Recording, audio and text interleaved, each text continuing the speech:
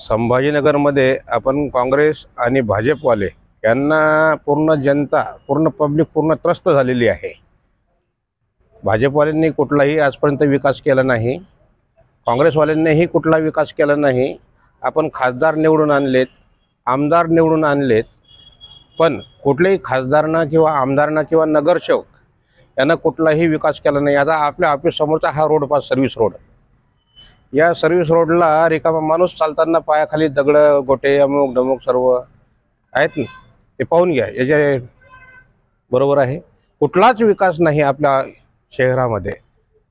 त्या कारणानं आपण इथले जे काँग्रेसवाले आहेत किंवा भाजपवाले आहेत यांना सोडून काहीतरी कोणीतरी एखादा चांगला व्यक्ती निवडावा, चांगला व्यक्ती निवडावा की जेणेकरून जो समाजाचं काम करेल, जो समाजाचं काम करेल अशा व्यक्तीला आपण निवडून आणायचं। तर आमच्या ध्यानात एकच व्यक्ती आहे की तो अपक्ष उमेदवार आहे। त्या व्यक्तीने तो पहिले जिल्हाध्यक्ष होता, त्याच्यानंतर त्यांनी कोणाचं न ऐकता त्या व्यक्तीने त्या पदाचा राजीनामा देऊन त्यांनी स्वतः निर्धार घेतला की आपण जनतेचं काम करावं, आपण संभाजीनगर शहरातल्या लोकांचं काम करायचं।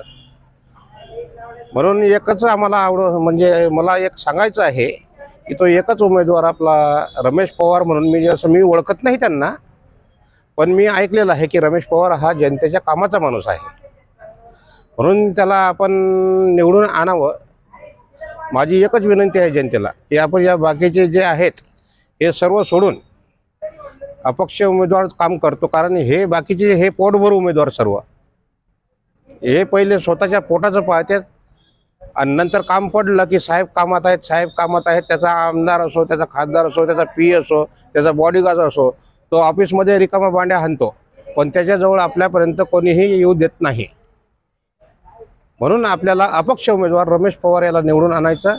बाकी काहीही आपल्याला काही सांगो, कोणाच्या अफवाला, कोणाच्या याच्याला काही बळी पडू देऊ नये, एवढीच माझी एक नम्र विनंती आहे। पवार हा माझा मित्र आहे असा नाही, माझ्या ओळखीचा सुद्धा नाही, माझ्या ओळखीचाही नाही, तरी आपण अपक्ष उमेदवाराला निवडून आणू असं एक आमच्या संभाजीनगरच्या फुलंब्री मतदारसंघातील जनतेनं हे मनात निर्धार केला की अपक्ष उमेदवाराला निवडून आणायचं।